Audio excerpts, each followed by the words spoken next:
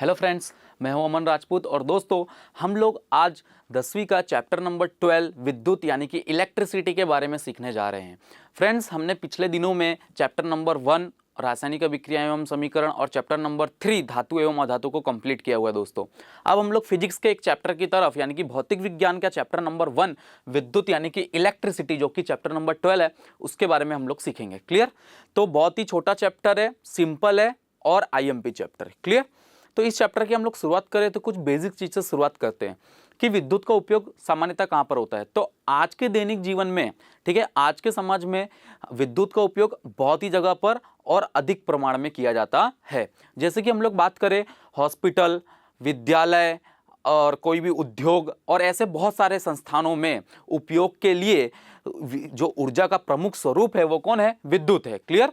अस्पताल हो गया, फिर कोई भी हॉस्पिटल, अपने स्कूल्स हो गए, उद्योग हो गए, सभी जगहों पर विद्युत की आवश्यकता पड़ती है। और ऊर्जा जो होती है उस ऊर्जा का प्रमुख स्वरूप कौन है? विद्युत है, क्योंकि विद्युत की वजह से सभी जगह पर काम होते हैं। क्लियर? Most of. तो ये हमारा बेसिक विद्युत है कि विद्युत के बारे में कहां पर उपयोग किया जाता है। अब हम लोग आते हैं हमारे चैप्टर की तरफ कि विद्युत, इस इलेक्ट्रिसिटी, इस पूरे चैप्टर में हमें पढ़ना क्या है। तो बहुत सारी चीजें जो हमें इस चैप्टर में कवर करनी है, बट हम लोग बेसिक से स्टार्ट करेंगे। क्लियर? सबसे पहले हम टोटल 6 टॉपिक को, जो सिंपल टॉपिक है, जो हमारा इस चैप्टर का बेस है दोस्तों, उसे क्लियर करेंगे। ठीक है? तो सबसे पहले हम लोग बात करते हो 6 टॉपिक कौन कौन से हैं दोस्तों। तो मैं यहाँ पर पहले टॉपिक बता देता हूँ जो हमें यहाँ पर सबसे पहले क्लियर करने हैं। ठीक है? जो कि हमारे लिए IMP है स्टार्टिंग के। ठीक है? टॉपिक नंबर 1 है दोस्तों कि विद्युत परिपथ क्या होता है। क्या? विद्युत परिपथ। क्लियर दोस्तों? विद्युत परिपथ के बाद जो दूसरा पॉइंट आता है वो है विद्युत आवेश का।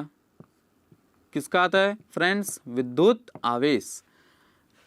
तीसरा टॉपिक है वो है विद्युत धारा का। चौथा टॉपिक है दोस्तों विद्युत विभव का। और पांचवा है विद्युत विभवांतर। तो सबसे पहले हम लोग इस चैप्टर को पढ़ें, डिटेल में पढ़ें, उससे पहले हमें ये 5 चीजें जो बेसिक हैं उसके बारे में जानकारी प्राप्त करनी पड़ेगी। क्लियर दोस्तों? कि विद्युत परिपथ क्या होता है, विद्युत आवेश क्या होता है, विद्युत धारा क्या होती है, विद्युत विभव क्या होता है और विद्युत विभवांतर क्या होता है। तो 1 बाय 1 हम इसे क्लियर करेंगे। ठीक है? तो आइए देखते हैं दोस्तों। हम लोग यहाँ पर टोटल जो हमारे IMP 5 टॉपिक्स थे उसमें से पहले को हम लोग डिस्कस करने जा रहे हैं कि विद्युत परिपथ क्या होता है। ठीक है दोस्तों? तो विद्युत परिपथ के बारे में मैं पहले समझा देता हूं कि किसी भी विद्युत के सतत अथवा तो किसी भी विद्युत धारा के सतत अथवा तो बंद पथ को क्या कहते हैं? विद्युत परिपथ। क्लियर है? हम लोग यहाँ पर बात कर रहे हैं कि इलेक्ट्रिसिटी की, ये इलेक्ट्रिसिटी कंटिन्यूअसली फ्लो हो अथवा तो यानी कि सतत परिपथ, इसे क्या कहेंगे हम लोग? सतत। जो लगातार धारा प्रवाहित हो रही हो तो ऐसा प्रवाह क्या कहलाता है? सतत। और अगर बंद, यानी कि ये कहीं से जा रही है, अब ये बंद हो गई, फिर ये जा रही, मतलब ये बंद हो गया, प्रवाह कैसा हो गया? बंद हो गया। तो ये कौन सा पथ कहलाएगा? बंद पथ कहलाएगा। कैसा पथ? बंद पथ। तो किसी भी विद्युत धारा के सतत अथवा तो बंद पथ को, ठीक है, विद्युत प्रवाह के सतत अथवा तो बंद पथ को विद्युत परिपथ कहा जाता है। तो दोस्तों हम लोग बात करें कि इसकी परिभाषा क्या होगी, तो यहाँ पर सिंपल एक परिभाषा है जिसे कि देखो मैं यहाँ पर लिख रहा हूँ और इसके बारे में हमें एकदम आसानी से क्लियर हो जाएगा कि किसी भी विद्युत प्रवाह के सतत अथवा बंद पथ को क्या कहते हैं दोस्तों? विद्युत परिपथ कहा जाता है।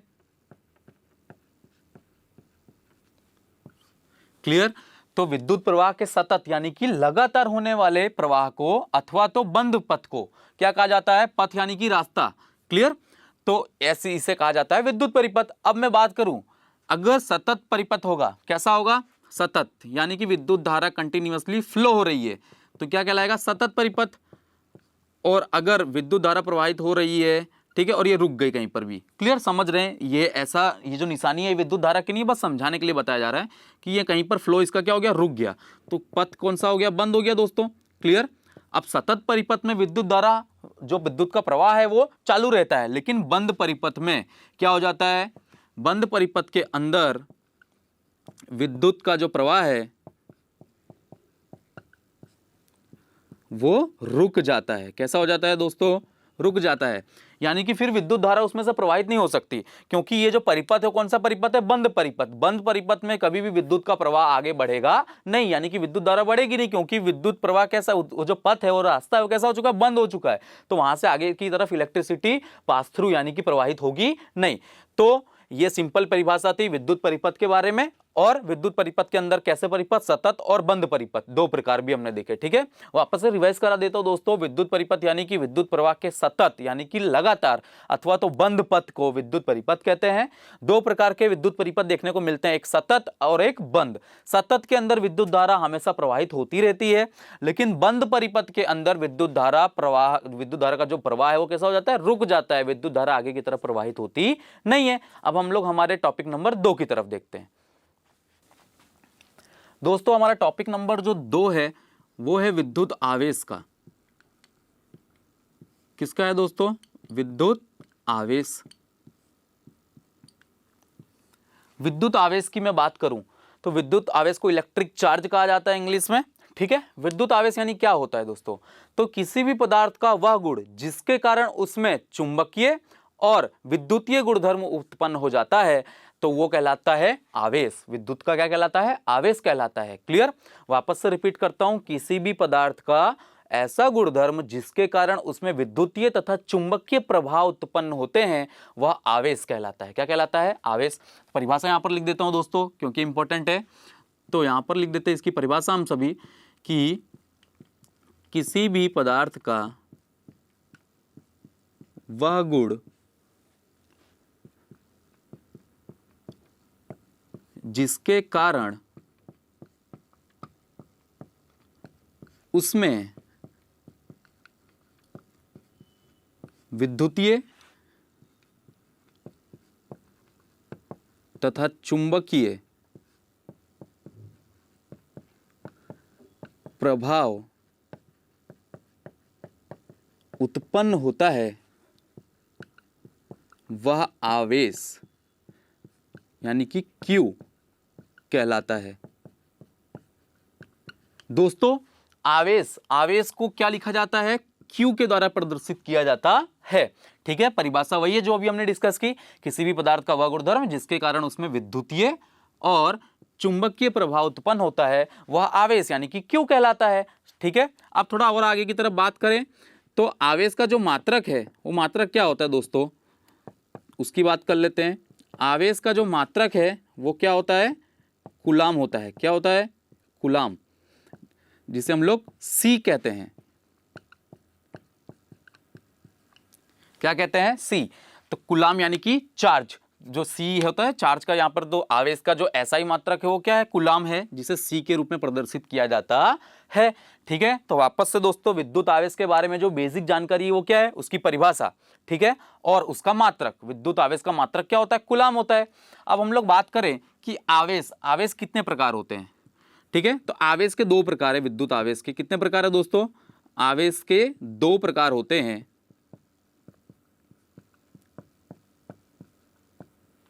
पहला है धन यानी कि प्लस और दूसरा है ऋण यानी कि माइनस। क्लियर, तो यहां पर देखिए दोस्तों जो भी विद्युत आवेश है उसका मात्रक कूलाम होता है और विद्युत आवेश के यहां पर 2 प्रकार के आवेश पाए जाते हैं, एक है धन विद्युत आवेश और एक है ऋण विद्युत आवेश, यानी कि हमारे पास एक पॉजिटिव चार्ज होगा और एक नेगेटिव चार्ज होगा। क्लियर, तो ये विद्युत आवेश के बारे में सिंपल जानकारी थी कि उसकी परिभाषा क्या है, मात्रक क्या है और आवेश के कितने प्रकार हैं। तो यहां पर जो दूसरा हमारा इंपॉर्टेंट टॉपिक था कि विद्युत आवेश क्या होता है वो हमने यहां पर क्लियर कर दिया। ठीक है दोस्तों, अब हम लोग हमारे तीसरे टॉपिक की तरफ बढ़ते हैं। ठीक है, और देखते हैं दोस्तों हमारा तीसरा टॉपिक है विद्युत धारा का,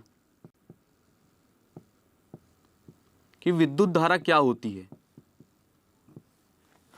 दोस्तों विद्युत धारा की हम लोग बात करने जा रहे हैं, तो विद्युत धारा किससे जुड़ा हुआ है, विद्युत आवेश से जुड़ा हुआ है। कि हमने मान लो हमारे पास एक यहाँ पर एक तार है दोस्तों, ठीक है, बेलनाकार, क्योंकि तार का आकार कैसा होता है, बेलनाकार। इसमें से विद्युत जो आवेश है वो फ्लो हो रहा है यानी कि प्रवाहित हो रहा है। तो ये जो प्रवाह होने की जो दर है वही क्या कहलाती है? विद्युत धारा। क्लियर? तो यहां पर क्या लिखेंगे कि विद्युत आवेश के प्रवाह की दर को विद्युत धारा कहते हैं। किसी भी पदार्थ में, ठीक है, किसी भी पदार्थ में विद्युत आवेश के प्रवाह की जो दर है, जो यहां पर विद्युत आवेश इसमें से प्रवाहित हो रहा है, लगातार प्रवाहित होते जा रहा है, उसकी जो दर है उसी को क्या कहा जाता है? विद्युत धारा। क्योंकि जो प्रवाहित हो रही है वो प्रवाहित क्या हो रही है? विद्युत धारा प्रवाहित हो रही है, लेकिन कंटिन्यूअसली प्रवाहित किसके?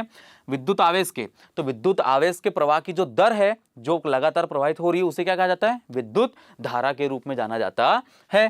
तो अब हम लोग यहां पर बात करें दोस्तों कि विद्युत धारा का SI मात्रक क्या है, तो यहां पर लिख देते हैं इसका जो SI मात्रक है विद्युत धारा का वो क्या है दोस्तों? वो एम्पियर है। क्या है? एम्पियर। विद्युत धारा का SI मात्रक है एम्पियर। क्लियर? तो अब हम लोग यहां पर बात करते हैं कि जो एम्पियर है विद्युत धारा, इससे जुड़ा हुआ एक फॉर्मूला हमारे पास आता है, वो क्या है? I = Q/T। ये एक फॉर्मूला है विद्युत धारा का, I = Q/T। इसका मतलब क्या होता है तो वो समझते हैं सबसे पहले दोस्तों कि किसी भी पदार्थ में Q आवेश जितना, यानी कि Q आवेश प्रवाहित होने के लिए T समय जितना समय लगे, यानी कि T जितना समय लगे, तो विद्युत धारा कितनी कहलाएगी? 1 एम्पियर कहलाती है। यानी कि ये जो Q है, Q यानी आवेश है, ठीक है। तो यहां पर मैं वापस से लिख देता हूं, Q = क्या है दोस्तों? आवेश है, और T यानी क्या है? समय है, ठीक है। तो इस पे समय क्या समझ में आता है कि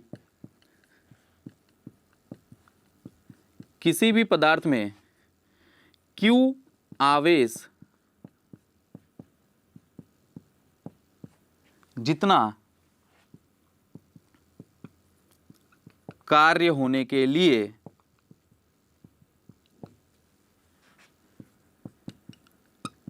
T जितना समय लगे,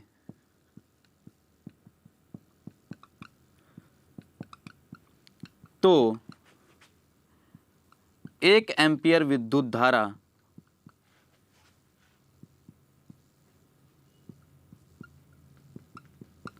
कहलाती है। तो 1 एम्पियर विद्युत धारा यानी क्या हुआ? तो 1 एम्पियर विद्युत धारा यानी दोस्तों यहां पर हम लोग अब लिख सकते हैं कि 1 एम्पियर बराबर 1 कूलम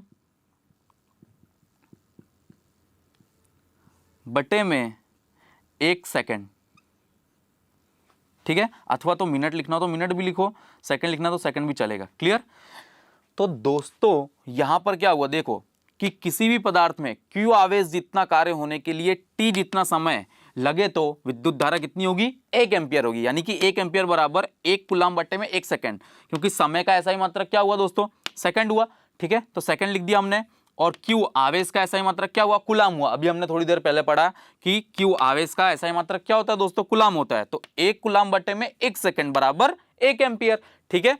तो ये यहां पर हमने किसके बारे में सीख लिया? विद्युत धारा के बारे में। तो विद्युत धारा के अंदर हमने क्या क्या देखा? सबसे पहले विद्युत धारा क्या होती है, उसका SI मात्रक क्या होता है, फिर एक फॉर्मूला जो बनता है I = Q/T, इसका मीनिंग क्या होता है कि 1 एम्पियर विद्युत धारा अर्थात कि एक आवेश यानी कि 1 कूलम बटे में 1 सेकंड, यानी कि 1 सेकंड के अंदर जितना चार्ज प्रवाहित हो रहा है वो क्या कहलाता है? 1 एम्पियर कहलाता है, ठीक है। क्योंकि हमने दोनों की वैल्यू 1-1 ली है, तो विद्युत धारा कितनी मिलेगी? 1 मिलेगी। वही हमने यहाँ पर इसके अंदर समझा है।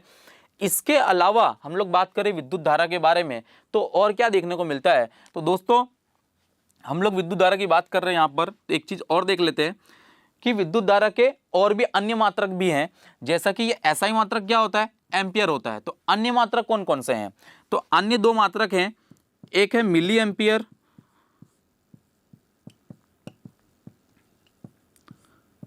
एम्पियर, और दूसरा है माइक्रो एम्पियर, ठीक है। तो 2 अन्य प्रकार के भी यहां पर मात्रक हैं जो विद्युत धारा के, एक है मिली एम्पियर और एक है माइक्रो एम्पियर। दोस्तों मिली एम्पियर को लिखते हैं MA और माइक्रो एम्पियर को लिखते हैं μA। इसे पढ़ा जाता है MA यानी कि milliampere, M small M capital है, ए यानी एम्पियर हो गया और ये स्मॉल एम यानी मिली का हो गया, और माइक्रो को ये लिखा जाता है म्यू, इसे क्या पढ़ते हैं दोस्तों म्यू, तो ये माइक्रो एम्पियर हो गया, ठीक है, म्यू ए। अब बात करते हैं हम लोग कि दो अन्य मात्रक किसके, विद्युत धारा के, मिली एम्पियर जिसे प्रदर्शित किया जाता है एम ए के द्वारा, दूसरा है माइक्रो एम्पियर जिसे प्रदर्शित किया जाता है म्यू ए के द्वारा, ठीक है। अब बात करते हैं कि 1 मिली एम्पियर बराबर कितने एम्पियर, तो दोस्तों 1 मिली एम्पियर बराबर 10 की घात -3 एम्पियर होता है, और 1 माइक्रो एम्पियर बराबर 10 की घात -6 एम्पियर होता है। तो दोस्तों ये भी एक इंपॉर्टेंट चीज है, शॉर्ट क्वेश्चन में पूछी जाती है, इसलिए हमें ये क्लियर कर लेना है कि विद्युत धारा के ऐसा ही मात्रक तो एम्पियर हो गया, ठीक है, अन्य मात्रक कौन कौन से होते हैं, तो अन्य भी मात्रक है जो कि है मिली एम्पियर और माइक्रो एम्पियर। मिली एम्पियर की बात करूं तो एम ए लिखा जाता है, माइक्रो एम्पियर की म्यू ए लिखा जाता है। 1 मिली एम्पियर बराबर 10 की घात -3 एम्पियर होते हैं, 1 माइक्रो एम्पियर बराबर 10 की घात -6 एम्पियर होते हैं, ठीक है। अब विद्युत धारा को हम लोग बात कर रहे हैं कि किसी भी जो चालक तार है या फिर कोई भी पदार्थ जिसमें से विद्युत धारा प्रवाहित हो सकती है, तो अब विद्युत धारा कितनी प्रवाहित हो रही है उसे मापेंगे कैसे, तो मापने का साधन भी चाहिए। तो विद्युत धारा को जिस साधन के द्वारा नापा जाता है उसका नाम है ए मीटर। क्या नाम है दोस्तों, ए मीटर, जिसे मैं यहां पर लिख देता हूं, ठीक है। तो किस साधन के द्वारा, ए मीटर नामक साधन के द्वारा विद्युत धारा को मापा जाता है। क्या कर सकते हैं, विद्युत धारा को माप सकते हैं। क्लियर, तो किस साधन के द्वारा हम लोग विद्युत धारा को माप सकते हैं दोस्तों, ए मीटर नामक साधन के द्वारा। किस साधन के द्वारा, ए मीटर, ए मीटर नाम का जो साधन होता है उसके द्वारा हम लोग विद्युत धारा को आराम से माप सकते हैं कि कितनी विद्युत धारा प्रवाहित हो रही है किसी भी परिपथ में, ठीक है। अब बात करते हैं ए मीटर जुड़ा कैसे होता है, तो परिपथ के अंदर मैंने अभी आपको समझाया कि बंद परिपथ और सतत परिपथ, दो प्रकार के परिपथ देखने को मिलेंगे, ठीक है। लेकिन ये जो परिपथ के अंदर ए मीटर जुड़ा कहां पर होता है, तो हमेशा जो ए मीटर है वो श्रेणी क्रम के अंदर ही जुड़ा हुआ होता है। कोई भी पथ हो, जैसे कि मान लो हमारे पास एक पथ है, यहां पर बैटरी लगी है दोस्तों, ठीक है, पॉजिटिव नेगेटिव चार्ज, यहां पर प्रतिरोध है, कुछ भी ले लो, हमेशा किस क्रम में जुड़ा होगा, यहां पर विद्युत धारा प्रवाहित हो रही है, ठीक है। ए मीटर देखो यहां पर है, तो ये जो दिख रहा है ए मीटर यानी किसमें है, श्रेणी क्रम में जुड़ा हुआ होता है, हमेशा किसमें, श्रेणी में जुड़ा हुआ होता है, श्रेणी क्रम में नहीं, श्रेणी में, यानी कि श्रेणी में जुड़ा हुआ होता है ए मीटर। जिस परिपथ के अंदर हमें विद्युत धारा का मान ज्ञात करना है उस परिपथ में जो ए मीटर है वो श्रेणी में जुड़ा हुआ होता है। देखो ये एक परिपथ है जिसके अंदर ए किसमें जुड़ा हुआ है, श्रेणी, श्रेणी यानी क्या कि एक ही लाइन में जुड़ा हुआ होना, जैसे कि ये लाइन जुड़ रही है, चालू है, इसी लाइन के अंदर जुड़ा हुआ है, ठीक है। दो होते हैं श्रेणी और समांतर, जिसे हम लोग आने वाले दिनों में और विस्तार से सीखेंगे। फिलहाल कि श्रेणी यानी क्या, एक ही लाइन में जुड़ा हुआ होना, तो कहलाता है श्रेणी, ठीक है। तो जो ए मीटर है वो हमेशा परिपथ में कहां पर जुड़ा होता है, श्रेणी में जुड़ा होता है। जिस परिपथ के अंदर हमें विद्युत धारा ज्ञात करनी हो उसके अंदर जो ए मीटर है वो किसमें जुड़ा होता है, श्रेणी में जुड़ा हुआ होता है, ठीक है। तो ये पूरा का पूरा आईएमपी टॉपिक है विद्युत धारा का, ठीक है। सबसे पहले विद्युत धारा की परिभाषा क्या है, उसका एसआई मात्रक क्या है, फिर I = Q/T ये फॉर्मूला है, इस पे से हम क्या समझते हैं हमने वो देखा। तो 1 एम्पियर बराबर 1 कूलम बटे में 1 सेकंड। साथ ही साथ में हमने ये देखा कि विद्युत धारा के और अन्य मात्रक भी पाए जाते हैं, जैसा कि milliampere, microampere. 1 milliampere बराबर कितना होता है, 1 माइक्रो एम्पियर बराबर कितना होता है। फिर विद्युत धारा को मापने के लिए किस साधन की जरूरत पड़ती है, यानी कि ए मीटर, और ये हमेशा परिपथ में कहां जुड़ा होता है, श्रेणी में जुड़ा हुआ होता है। तो इतनी बेसिक चीजें हमने किसके बारे में सीखी, विद्युत धारा के बारे में, जो कि इंपॉर्टेंट टॉपिक है। क्लियर। अब हम लोग हमारे टॉपिक नंबर 4 यानी कि विद्युत विभव की तरफ बढ़ते हैं और उसे देखते हैं, ठीक है दोस्तों। हम लोग हमारे टॉपिक नंबर 4 विद्युत विभव के बारे में यहां पर सीखने जा रहे हैं, जो कि ये भी इंपॉर्टेंट है कि विद्युत विभव क्या होता है। विद्युत विभव दोस्तों, हर बार बच्चे जो चौथा और हमारा 5वां टॉपिक है विद्युत विभव और विद्युत विभवांतर, दोनों के बीच में कंफ्यूज हो जाते हैं, ठीक है, और उसे क्लियरिफाई नहीं कर पाते। इसलिए ध्यान से सीखना है कि विद्युत विभव क्या होता है और उसके बाद हम लोग सीखेंगे विद्युत विभवांतर क्या होता है, ठीक है। विद्युत विभव की मैं बात करूं तो सिंपल एक इसे समझते पहले एक जरिया, एक एग्जाम्पल के तरीके से कि विद्युत विभव क्या होता है। तो मान लो मेरे पास एक विद्युत क्षेत्र है, यहाँ पर समझाने के लिए सिर्फ ये यूज किया जा रहा है कि एक पूरा का पूरा एक किसी भी विद्युत क्षेत्र में, यानी कि विद्युत क्षेत्र हो गया, मान लिया हमने किसी भी विद्युत क्षेत्र में किसी बिंदु पर, किसी एक बिंदु पर विद्युत विभव वह कार्य है जो इकाई आवेश को, इकाई धनावेश को, यानी कि मान लो यहाँ पर हमारे पास एक धन आवेश है, इकाई है यानी एक धन आवेश है, अनंत से उस बिंदु तक लाने में किया गया हो तो उसे कहते हैं विद्युत विभव। यानी कि क्या है, वापिस से समझो, किसी भी विद्युत क्षेत्र में, एक विद्युत क्षेत्र हमने ले लिया, सपोज किया हुआ समझने के लिए, किसी भी विद्युत क्षेत्र में किसी बिंदु पर, किसी एक बिंदु पर विद्युत विभव वह कार्य है जो इकाई धन आवेश को अनंत से उस बिंदु तक लाने में किया गया हो, वह कहलाता है विद्युत विभव। सिंपल हो गया, वापिस से परिभाषा एकदम क्लियर है, सिंपल है कि किसी भी विद्युत क्षेत्र, यानी कि हमने एक विद्युत क्षेत्र ले लिया, किसी भी विद्युत क्षेत्र में किसी एक बिंदु पर, यानी कि ये रहा बिंदु, किसी एक बिंदु पर विद्युत विभव उस कार्य के बराबर है जो इकाई धन आवेश को अनंत से उस बिंदु तक लाने में किया गया हो तो वह कहलाता है विद्युत विभव। ठीक है, तो परिभाषा में लिख देता हूं, यहां पर क्या है परिभाषा, कि किसी भी विद्युत क्षेत्र में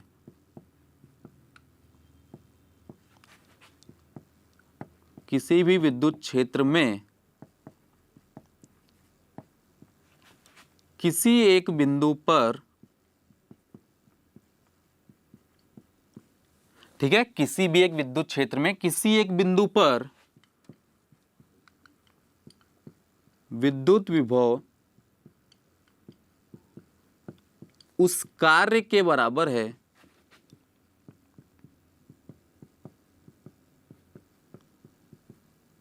जो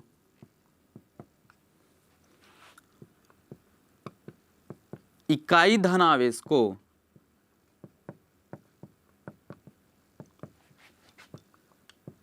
अनंत से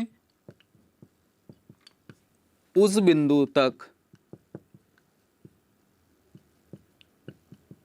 लाने में किया गया हो।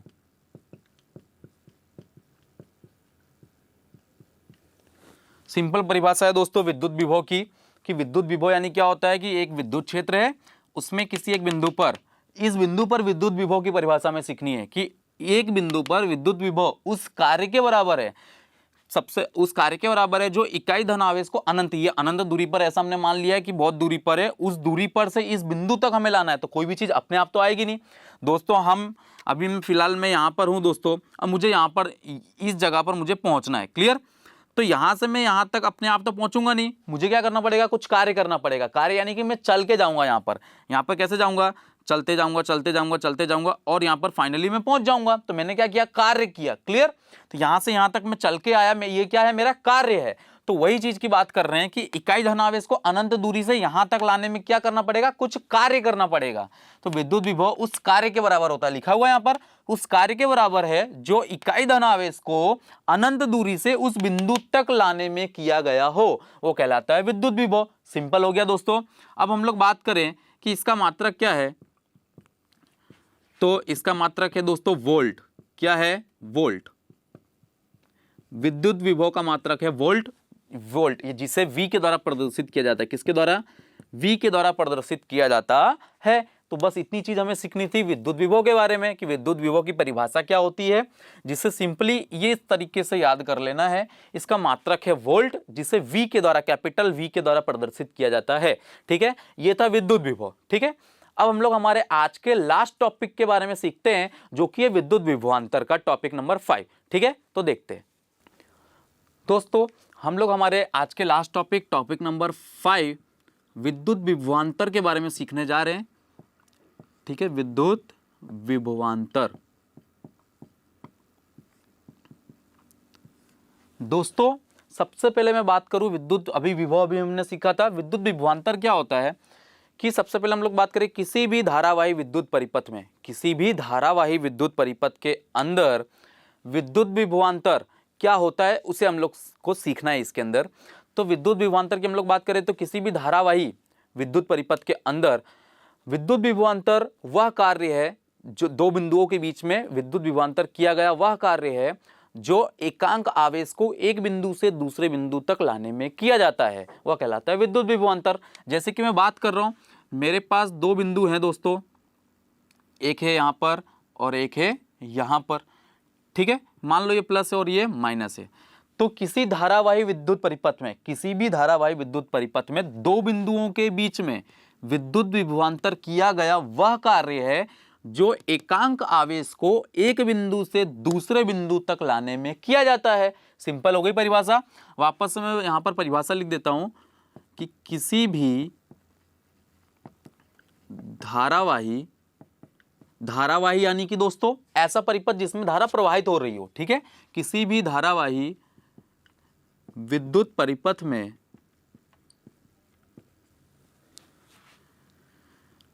किसी भी धारावाही विद्युत परिपथ में दो बिंदुओं के बीच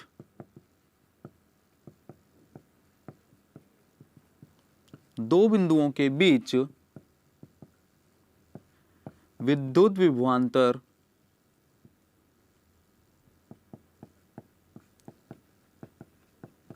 किया गया वह कार्य है जो एकांक आवेश को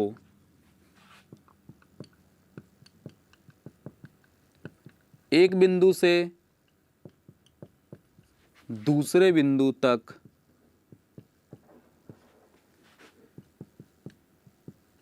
लाने में किया जाता है। वापस से देखो दोस्तों, परिभाषा समझ लो कि किसी भी धारावाही विद्युत परिपथ में, अर्थात कि ऐसा परिपथ जिसमें से विद्युत धारा प्रवाहित होती हो, तो उनमें दो बिंदुओं के बीच विद्युत विभवांतर क्या होता है। तो ये रहे दो बिंदु, इसके बीच में हमें विद्युत विभवांतर समझना है, ठीक है। तो विद्युत विभवांतर किया गया वह कार्य है जो एकांक आवेश को एक बिंदु से दूसरे बिंदु तक लाने में किया जाता है, ऐसा कार्य, ठीक है। ये एक बिंदु है, यहां से दूसरे बिंदु तक लाने में हमें जो कार्य करना पड़ेगा, ठीक है, एक आवेश को, यानी कि दो बिंदु यहां पर फिक्स होंगे, एक पॉजिटिव और एक नेगेटिव हमने मान लिया है। तो एक आवेश को, यानी कि यहां से एक इकाई आवेश को एक बिंदु से दूसरे बिंदु तक लाने में जो कार्य करते हैं वही क्या कहलाता है, विद्युत विभवांतर, जिसे हम लोग इंग्लिश में इलेक्ट्रिक पोटेंशियल यानी कि पोटेंशियल डिफरेंस कहते हैं। इलेक्ट्रिक पोटेंशियल वो विद्युत विभव था, और पोटेंशियल डिफरेंस यानी कि दो बिंदुओं के बीच में जो अंतर है विभवांतर, यानी वो कहलाता है विद्युत विभवांतर, ठीक है। तो ये हमें समझना है कि एक आवेश को एक बिंदु से दूसरे बिंदु तक लाने में जो कार्य करना पड़ता है वही क्या कहलाता है, विद्युत विभवांतर कहलाता है, ठीक है। अब हम लोग बात करें इसके मात्रक की, तो इसका जो एसआई मात्रक है दोस्तों वो क्या है, वोल्ट है। वो भी क्या है दोस्तों, वोल्ट, अर्थात कि इसे भी V के द्वारा प्रदर्शित किया जाता है, ठीक है। अब हम लोग यहां पर बात करें कि ये जो एसआई मात्रक मैं बार बार बोल रहा हूं, ये एसआई मात्रक क्या होता है। एसआई मात्रक यानी कि दो प्रकार के होते हैं, ठीक है, दो प्रकार के मात्रक होते हैं, एक एसआई होता है और एक सामान्य तौर पर। एसआई जो मात्रक होता है वो ऑल ओवर वर्ल्ड चलता है, यानी कि सभी जगह पर विद्युत विभवांतर का जो मात्रक होगा पूरे वर्ल्ड में वो क्या होगा, वोल्ट होगा दोस्तों, ठीक है। एसआई स्टैंडर्ड जो ऑल ओवर चलता है वर्ल्ड में। और सामान्य जैसा कि हमने देखा था विद्युत धारा के अंदर मिली, माइक्रो, ये सामान्य तौर पर हर कंट्रीज में अलग अलग तरीके से मापे जाते हैं, ठीक है। जो सामान्यतः कंसीडर किए जाते हैं वो सामान्य मात्रक कहलाते हैं, और जो हर जगह सेम होता है वो एसआई मात्रक कहलाता है, ठीक है। अब थोड़ा सा और आगे की तरफ बढ़ते हैं कि एक वोल्ट विद्युत विभवांतर, इसे समझें कि ये क्या होता है। एक वोल्ट विद्युत विभवांतर यानी कि क्या, तो इसको समझने से पहले हमें क्या समझना पड़ेगा कि इसका फॉर्मूला क्या होता है। तो V is equal to W/Q, ये एक फॉर्मूला होता है विद्युत विभवांतर का दोस्तों। V का मात्रक वोल्ट हो गया, W यानी कि वर्क, क्या होता है, वर्क होता है, और वर्क का मात्रक क्या होता है, जूल, क्या होता है, जूल। आवेश का मात्रक कूलाम, क्लियर। तो इसके से मैं बात करूं तो V तो किसके लिए है, विद्युत विभवांतर यानी कि वोल्ट हो गया इसका मात्रक। तो एक वोल्ट बराबर, यहां पर मैं बात करूं एक जूल बट्टे में एक कूलाम। तो ये एक वोल्ट विद्युत विभवांतर किसके बराबर होता है, तो वो यहां से समझने की कोशिश हम लोग करेंगे कि एक वोल्ट बराबर क्या होगा, एक जूल बट्टे में एक कूलाम, यानी कि एक वोल्ट विद्युत विभवांतर अर्थात क्या, तो एक वोल्ट विद्युत विभवांतर दो बिंदुओं के बीच में मापा जाएगा। तो दो बिंदुओं के अंदर एक बिंदु द्वारा एक कूलाम जितना विद्युत प्रवाह एक बिंदु से दूसरे बिंदु तक प्रवाहित करने के लिए एक जूल जितना कार्य किया जाए तो उसे कहते हैं एक वोल्ट विद्युत विभवांतर। यानी कि यहां पर मैं लिख देता हूं, किसी परिपथ में दो बिंदुओं के मध्य, दो बिंदुओं में से किसी एक बिंदु से एक कूलम जितना आवेश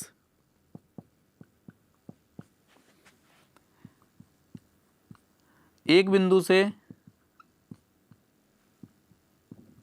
दूसरे बिंदु तक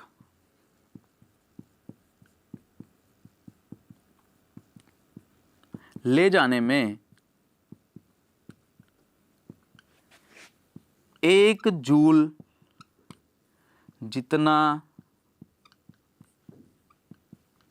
कार्य